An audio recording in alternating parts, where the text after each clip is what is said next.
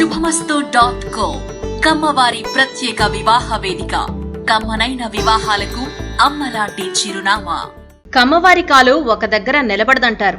కమ్మవారి ఆలోచనలు ఒకే దగ్గర ఆగిపోవని చెబుతూ ఉంటారు. ఎక్కడ బతికేందుకు అవకాశం ఉంటే అక్కడికి పరుగులు పెడతారు కమ్మవారు. ఈ కులంలో ఆ గుణం విజయనగర సామ్రాజ్య కాలం నుంచే చూస్తున్నాం. దేశంలో కమ్మవారు లేని ప్రధాన నగరం ఉండదు. వారు టచ్ అయ్యని వ్యాపారమూ లేదు. కమ్మవారు బతకడమే కాదు, ఎంతో మందికి ఉపాధి కూడా చూపిస్తున్నారు. అయితే ఈ వలసలనేది కేవలం మన దేశానికే పరిమితం కాలేదు. ప్రపంచ దేశాలకు కూడా 60 నుంచి 70 ఏళ్ల కిందటే ఎంతో మంది కమ్మవారు వలస వెళ్లారు. అమెరికా H1B వీసా ఫీజు పెంపుపై ప్రపంచవ్యాప్తంగా తీవ్ర చర్చ నడుస్తోంది. ఈ క్రమంలో అమెరికాలో సెటిల్ అయిన ఎంతో మంది ఇండియన్స్ ఆందోళన చెందుతున్నారు. అందులోనూ మన తెలుగువారే ఎక్కువ. ఇక తెలుగువారితో పాటు దక్షిణ భారతదేశం నుంచి US కు వలస వెళ్లిన వారిలో కమ్మవారు ప్రముఖ స్థానంలో ఉన్నారు. అసలు ఈ కులం వారు ఈ స్థాయిలో అగ్రరాజ్యానికి ఎందుకు వలస వెళ్లారు? అమెరికానే డెస్టినేషన్ గా ఎంచుకోవడానికి కారణాలేంటి? కమ్మవారి లుక్ వెస్ట్ పాలసీకి దోహదం చేసిన అంశాలేంటి? 1-2 కాదు, కమ్మవారిని అమెరికా బాట పట్టించిన కారణాలు బోలెడు. ఆ వివరాలు, పక్కా ఆధారాలను ఈ వీడియో ద్వారా మీ ముందుకు తీసుకొస్తోంది శుభమస్తు. విజయవాడ దగ్గర ఓ చిన్న గ్రామం పోరంకి. ఆ గ్రామానికి చెందిన నరేంద్ర అనే వ్యక్తి ఓ 35 ఏళ్ల కిందటే అమెరికా వెళ్లాలని కలలు కన్నారు. అంతకంటే ముందే ఆయన బంధువు ఒకరు అమెరికాకు వెళ్లి బాగా స్థిరపడ్డారు. డాక్టర్గా సేవలందిస్తున్నారు. ఆయనను చూసి నరేంద్ర కూడా స్ఫూర్తి పొందారు. ఎలాగైనా తాను కూడా US వెళ్లి బాగా స్థిరపడాలి అని నిర్ణయించుకున్నారు. కష్టపడి చదువు పూర్తి చేసుకున్నారు. ఆ కాలంలోనే IIT మద్రాసులో సీటు సంపాదించి చదువులో ప్రతిభ కనబర్చారు. అమెరికాకు వెళ్లేందుకు ప్రయత్నాలు చేస్తున్నారు. ఈ క్రమంలో అక్కడే స్థిరపడ్డ ఒక అమ్మాయి కుటుంబం నుంచి పెళ్లి సంబంధం వచ్చింది. వెంటనే ఓకే చెప్పేసి ఫ్లైట్ ఎక్కారు నరేంద్ర. ఆయన కలలను నిజం చేసుకున్నారు. మంచి జాబ్ సంపాదించారు. ఓ ఇల్లు కట్టుకున్నారు. పెద్ద కారులో తిరుగుతున్నారు. స్టాక్ మార్కెట్లో పెట్టుబడులు, ఇక్కడ విజయవాడ, హైదరాబాద్ లాంటి చోట్ల ఇన్వెస్ట్మెంట్లు. అబ్బో, లైఫ్ నెక్స్ట్ లెవెల్ అంతే. ఇది ఓ కమ్మ కులానికి చెందిన యువకుడి కథ. ఈ ఒక్క ఉదాహరణ చాలు కమ్మవారు అమెరికాకు ఎలా వెళ్లారో చెప్పడానికి.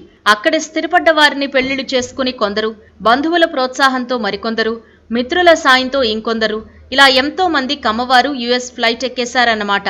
ఇదేదో ప్రాస కోసం చెబుతున్న మాట కాదు. అక్కడి ఓ రీసెర్చ్ స్కాలర్ యూనివర్సిటీకి సమర్పించిన థీసిస్ లో ఇలాంటి డేటా కుప్పలు తెప్పలుగా ఉంది. మరి రూహి అనే వ్యక్తి యూనివర్సిటీ ఆఫ్ ఆమ్స్టర్డామ్ కు ఓ థీసిస్ సబ్మిట్ చేశారు.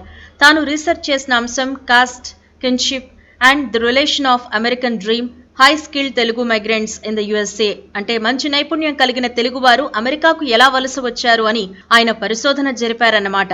దీనికి ప్రధానంగా దోహదం చేసిన అంశాలు కులం, బంధుత్వం అని తేల్చారు రూహి. అక్కడ స్థిరపడ్డ వారిని ఎందరిని కలిసినా, ఎవరితో చర్చించినా అంతా ఒక్క కులంపైనే చర్చించారట. అంతగా ప్రభావితం చేసిందా కులం.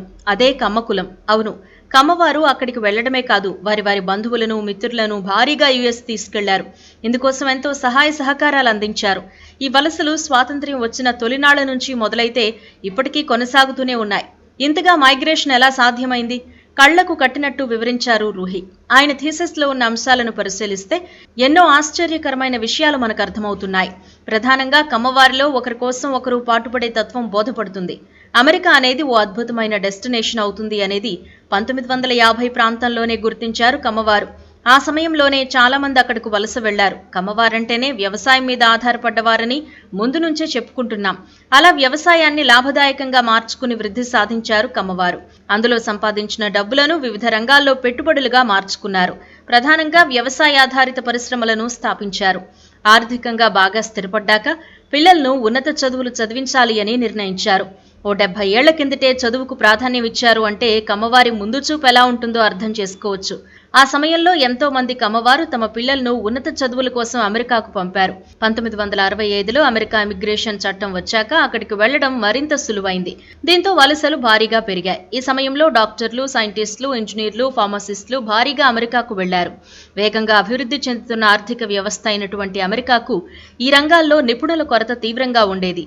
ఆ అవకాశాన్ని మనవారు బాగా ఉపయోగించుకున్నారు. ఇందులో కమ్మవారు అందరికంటే ముందున్నారు. ఇలా అమెరికాకు వెళ్లిన కమ్మవారు అక్కడ బాగా డబ్బులు సంపాదించి ఇక్కడ పెట్టుబడులు పెట్టారు. దీనికి ఇక్కడి వ్యాపారులు కూడా తోడయ్యారు. 1970 ప్రాంతంలో వీరి పెట్టుబడులు ఎక్కువగా విద్యారంగంపైనే కేంద్రీకృతమయ్యాయి. దీంతో ఆ సమయంలో Andhra Christian college, women's college, Guntur medical college లాంటి వాటిని స్థాపించారు. ఈ కాలేజీల రాకతో 50 ఏళ్ల కిందటే గుంటూరు ప్రాంతం ఎడ్యుకేషనల్ హబ్ గా ఎదిగింది.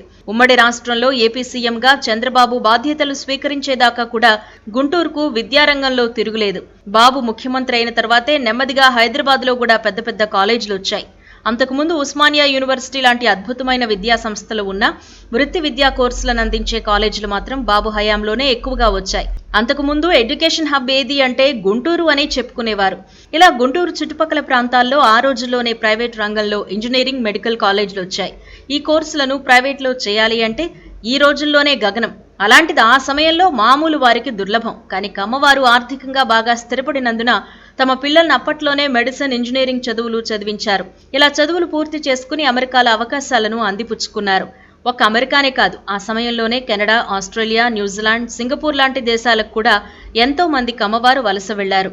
అయితే ఎక్కడికి వెళ్లినా, ఏ వ్యాపారం చేస్తున్నా అందరి దృష్టి మాత్రం అమెరికాపైనే ఉండేది. ఎలాగైనా యుఎస్ వెళ్లాలని చూసేవారట. ఇందుకో ఉదాహరణను చెప్పారు రూహి. కెనడాలో రియల్ ఎస్టేట్ వ్యాపారం చేస్తున్న ఓ కమ్మ వ్యక్తితో మాట్లాడినప్పుడు ఆయన చాలా ఇంట్రెస్టింగ్ విషయాలు చెప్పారట. ఇక్కడ వ్యాపారం బాగుంది, డబ్బులు కూడా సంపాదించాను, అయినా అమెరికాకు వెళ్లాలని కోరిక మాత్రం అలాగే ఉండిపోయింది అన్నారట. ఎందుకు అని ప్రశ్నిస్తే, మేమే స్థాయిలో ఉన్నా అమెరికన్ల కిందే కదా అన్నారట. అంటే అమెరికాలో ఉన్నవారే అగ్రస్థానంలో ఉన్నారు అనేది ఆయన ఉద్దేశం.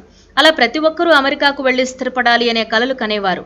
ఫస్ట్ జనరేషన్లో డాక్టర్లుగా అమెరికా వెళ్లిన వారు ఇరాన్, ఇరాక్, మలేషియా వెళ్లి అక్కడ ఫారెన్ మెడికల్ కోర్సులు పూర్తి చేసి ఎంతో కష్టపడి యుఎస్ వెళ్లారు. కానీ 1980 నుంచి 90 మధ్య వెళ్లిన వారు సాఫ్ట్వేర్ రంగాల్లో స్థిరపడ్డవారే.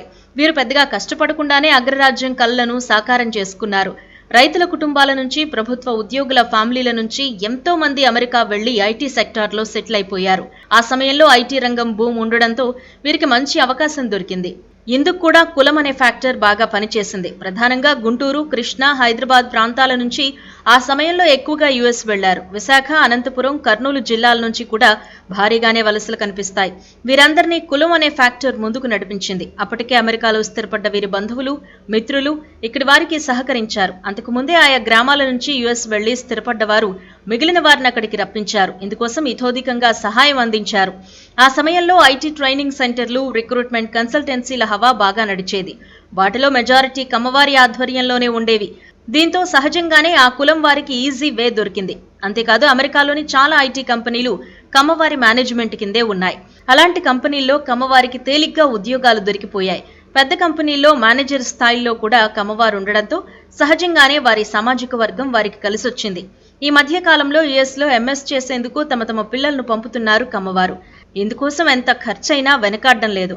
ఆస్తులను అమ్ముకుని అప్పులు చేసి మరీ పిల్లలను యుఎస్ పంపిస్తున్నారు. రాను రాను అమెరికాలో సెటిల్ కావాలి అనేది ఓ స్టేటస్ సింబల్ గా మారిపోయింది. అమ్మాయిల పేరెంట్స్ పెళ్లి సంబంధాలు వెతికేటప్పుడు కూడా అక్కడ సెటిల్ అయిన వారికి అధిక ప్రాధాన్యత ఇచ్చారు. అలా కమ్మకులంలో అమెరికా అనేది ఒక డెస్టినేషన్ గా మారిపోయింది. కొన్ని స్టడీస్ ప్రకారం ప్రస్తుతం అమెరికాలో 52 లక్షల మంది ఇండియన్స్ ఉన్నారు. అందులో 12 లక్షల మంది తెలుగువారే. వారిలో ప్రథమ స్థానంలో కమ్మవారే ఉంటారు. వీరి తర్వాత స్థానాల్లో రెడ్లు, కాపులు, బ్రాహ్మణులు కనిపిస్తారు. ఒకప్పుడు ఉద్యోగాల కోసమే అమెరికా బాటపట్టిన కమ్మవారు ఇప్పుడు అక్కడ సామ్రాజ్యాలనే స్థాపించారు. తానా, నాటా వంటి వాటిలో వీరిదే అగ్రస్థానం అంటే కూడా అతిశయోక్తి కాదేమో. అక్కడికి వెళ్లేదాకా కాస్ట్ అనే ఫ్యాక్టర్ను పట్టుకుంటున్నా ఆ తర్వాత మాత్రం అందరినీ కలుపుకుని పోతున్నారు. మన సంస్కృతి, సంప్రదాయాలను భావితరాల వారికి అందిస్తున్నారు. ఎక్కడో దూరంగా ఉన్న అమెరికాలో తెలుగు వెలుగులను ప్రసరింపజేస్తున్నారు. శుభమస్తు.co కమ్మవారి ప్రత్యేక వివాహ వేదిక. కమ్మనైన వివాహాలకు అమ్మలాంటి చిరునామా.